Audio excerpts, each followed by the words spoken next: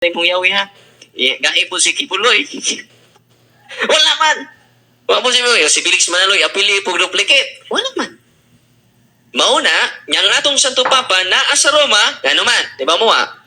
Imao ni ang St. Peter's Basilica, paminaw mo, doon St. Peter's Basilica, mauning altar sa St. Peter's Basilica, langob ng ubos ana.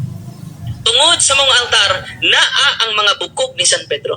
Kinahanglan makonekta ni Pedro, kay kung di ka makonect ni Pedro, wa kay apostolic succession.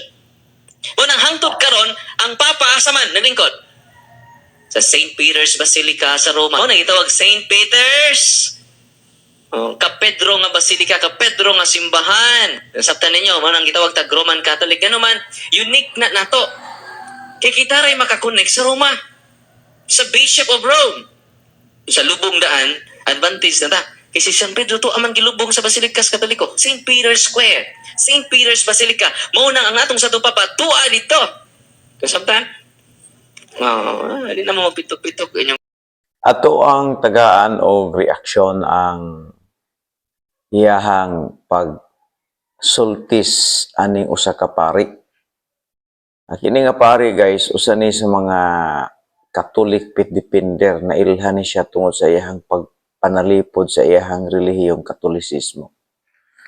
Okay, so doon ay mga butang nga gusto nato nga isuwaysay ninyo ang tinuod nga ang iyahang pag-ingon nga si Pedro Katoliko usa ka na kadakong bakak kay wala gyoy doktrina sa Katoliko nga gitudlo ni Pedro.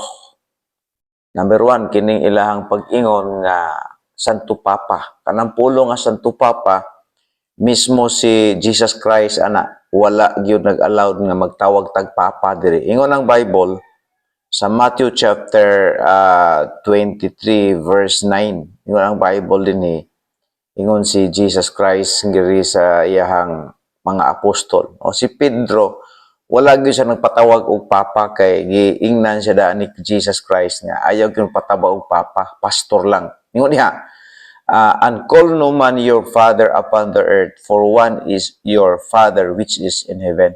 That is gitawag tani guys og spiritual aspect ba nga di ka mo tawag og father because only Father in heaven. Pwede ka mo tawag og father in biologically pero dili ka pwede mo tawag og father in spiritually kay usa ra gyud ang imong atong father nga espirituhanon mao ang Dios. So si Pedro wala siya nagtudlo nga adunay Papa ug ang pagtulunan sa Katoliko nga naa sila Santo Papa bisan si Pedro mismo wala nagtudlo ni ana. Gani kung tan-aw ka sa muduol ka sa Santo Papa nila, muhalok ka sa ilahang magpasimba na sa ilaha. Pero tan-aw na to si Peter panahon sa iyang leadership kung gibuhat ba na niya. Panahon ni Acts chapter 10 verse number 25 diha nga si Cornelio gipakuha si Pedro para ipadala sa ilang balay. Pag-abot ni Pedro sa balay ni Cornelio. Misimba niya si Cornelio. Pero unsa may giingon ni Pedro? Ingon si Peter guys in verse 25. Acts 10:25. As Peter was coming in, Cornelio met him and fell down at his feet and worship him.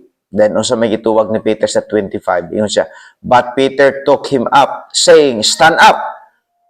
I myself also, I'm a man. So, giklaro diha nga di jud wala nagpasimba si Pedro sa mga tao.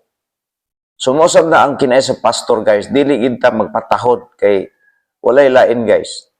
Kristo ra gyud atong tuohan og saligat. Tao ra ta siya ayaw simba kay tao ra ko sa manimo. So, doktrina pa lang sa Katolisismo, wa na gyud paso na sa di Pedro. Ikaduha nga butang guys, nga ang pagpamakag ani nga pare di gyud tinuod. Ikaduha nga kamatuoran. Si Pedro wala nakaabot sa Roma. Si Pedro wala kaabot sa Roma. Didto siya gipatay sa Ethiopia. O kanang iyaha nga pag-claim diha nga sila kuno na ay dugo na ako no'y bukog ni Pedro sa Basilica. Dako kay nang bakak kalayo sa Ethiopia dalon lang diha kunuhay. Guys, siguro na ay bukog diha pero dili kag Pedro na. Basig Pedro na nga katong mananggiti. Pedro na nga palahubog. O di ba? So ikaduha na nga butang guys nga bakak. Ikatulo nga butang guys nga ato makita nga di ni tinuod iyahang sigig pamakak diha. Tungod kay si Pedro wala nagtudlo og apostolic succession. Oh, apostolic succession. Buti pasabot ba ang posisyon sa pagka-apostol di wala ni gipasa sa lain. Pagkamatay nila undang na. O ang naa karon sa Efeso 4:11 paingon 12, pastor, evangelist o kini unsa man ang naa diha, teachers. Tulo na lang guys. Sa simbahan nga gitugon ni Kristo, tulo na lang ka opisina nag-exist karon. Then rapturon ang simbahan, mo na guys nga ang mahitabo mo nang ang rapture, that is the end of the church. O mo na guys mo na gihulat sa mga Baptist. Kay nagtuota nga si Cristo Baptist, si Pedro Baptist, tanang apostolis guys Baptist usay hinungdan kay si Cristo didto nagpailalom sa bautismo ni John the Baptist. Mo na guys ang akong ikasulti ninyo. Ang bautismo dili makaluwas. Pero ngano lagi nga si Cristo nagpabautismo man, kay siya man ang manuluwas. Pero ngano nagpabautismo siya para kita nga nagsunod mahibalo na ang simbahan nga iyang gitukod Baptist. Okay, salamat sa pagtan-aw ug to God be the glory. Oh my God! Wow! Oh my